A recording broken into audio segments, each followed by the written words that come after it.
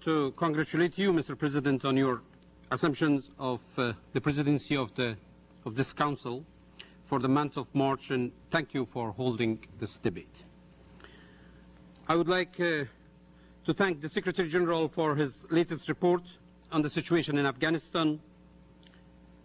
In addition, I'm grateful to my friend, Mr. Qaidi, for his comprehensive briefing here today and for his able leadership of unanimous work for Afghanistan.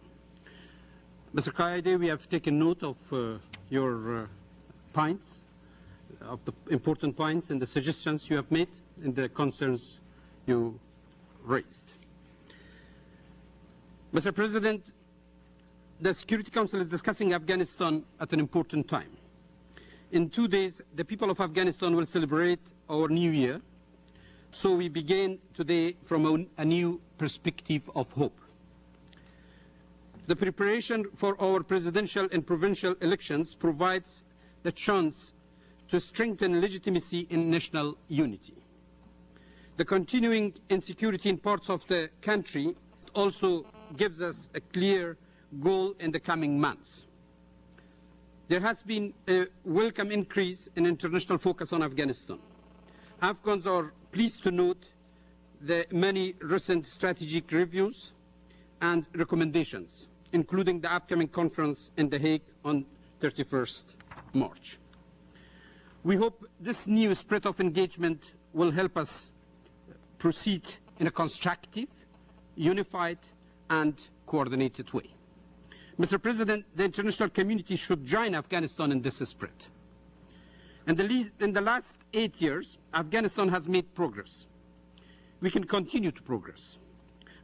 Afghans are fully invested in a legitimate, inclusive, democratic process, and we see this in the strong engagement in national debate surrounding the upcoming elections.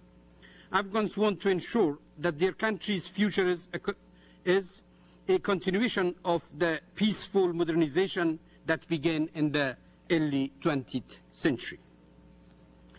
Afghans are eager to work with the international community to eliminate the threat of the Taliban, Al-Qaeda, and other terrorist groups. The Taliban is not an organic part of Afghan society. It's a product of violence, cross-border madrasas, and foreign indoctrination that disrupted our stable society. Today, a mere 4% of Afghans want to see the Taliban in power. The international community should also be encouraged by the reminder that Afghans supported the US-led intervention in 2001. Afghans welcomed the defeat of the terrorists and extremists who had invaded and corrupted our homeland. As long as the international forces provide safety, security, and promise of a democratic future, Afghans will continue to be staunch allies. But, Mr. President, Afghans are simultaneously driven by urgency to keep the dark days securely behind us. The devastation of the Taliban is a constant reminder of the effects of neglecting the distraction of war.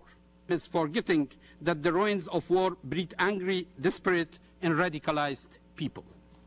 The world has an obligation to act so that the Taliban and Al-Qaeda do not return to power. This obligation is both moral and practical. Morally, the horrific abuse of civilians anywhere, particularly of children and women, is a threat to freedom everywhere. Practically, terrorism knows no border. Attacks by the same groups in New York, London, Mumbai, and Kabul show that the threat in Afghanistan is indeed a global threat. Global action is the answer to global threat. Mr. President, Afghans have seen the significance of our partnership with the international community.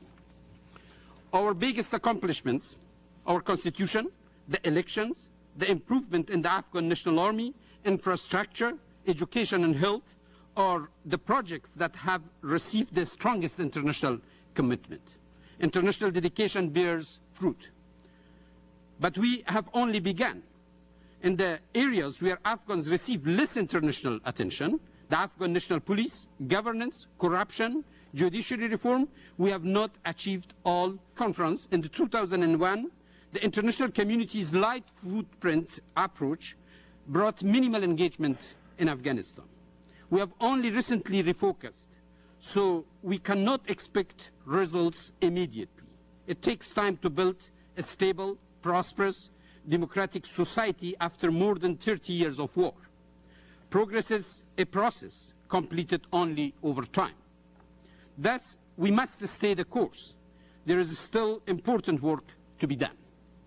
Mr. President, this work should focus on the priority of a self-sustaining, functioning state that serves Afghans. For a functioning state is the strongest bulwark against terrorism. Only a democratic, stable Afghanistan stops terror and destruction. Democracy should be strengthened, not weakened. In strengthening the Afghan state, we must have a comprehensive strategy.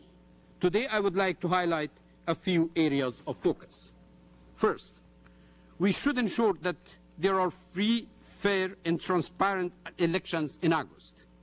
This process should encourage a protective, inclusive debate that strengthens the legitimacy of the institutions we have already created through the bond process. Second, Afghan ownership must continue to be the linchpin of international efforts. We understand that the ultimate responsibility for our country lies in our own hands. We will do our own work. Therefore, economic development should continue to be implemented through the framework of the Afghan National Development Strategy and the Paris priorities. We must ensure that aid and expertise is available promptly and delivered effectively, efficiently, and transparently. Every penny in Afghanistan should be delivered to Afghans. We should also continue to build the Afghan army and police so that Afghans take a stronger role in the fight on terror. There should be greater Afghan oversight over joint operations with our international partners and an increased focus on preventing civilian casualties. We want to stress, too, that reconciliation can take place only under the leadership of the Afghan government.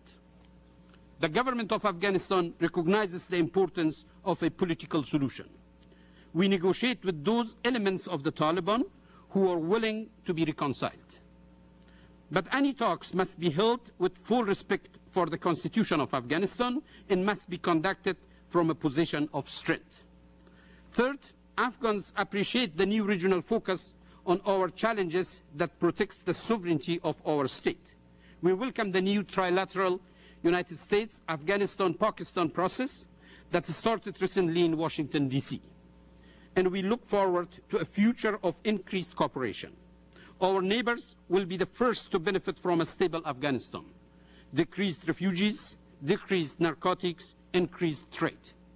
Mr. President, today, Afghans hope this August Council will continue its effort, newly developed and refocused, to help us regain our footing after decades of war. Afghans still look with great hope to the international community and fully approves the extension of UNAMA's mandate in support of the government of Afghanistan. Despite the continued challenges of terrorism and violence, despite the critiques, despite the resignation, despite the doubts, we know our bitter history. Afghanistan began its journey towards modernization in the 1900s.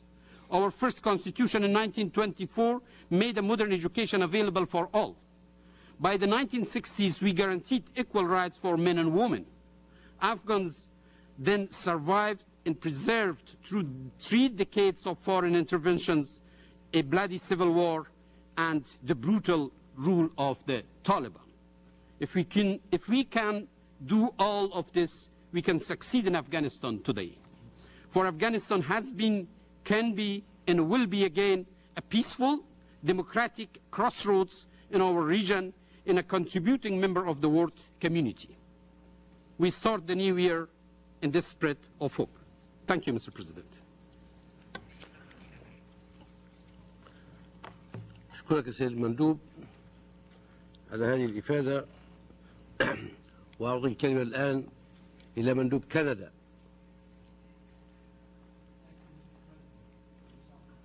speak on this important subject. Canada continues to support the Afghan government and its people in forging a stable country and a peaceful future. Mr. President, I would like to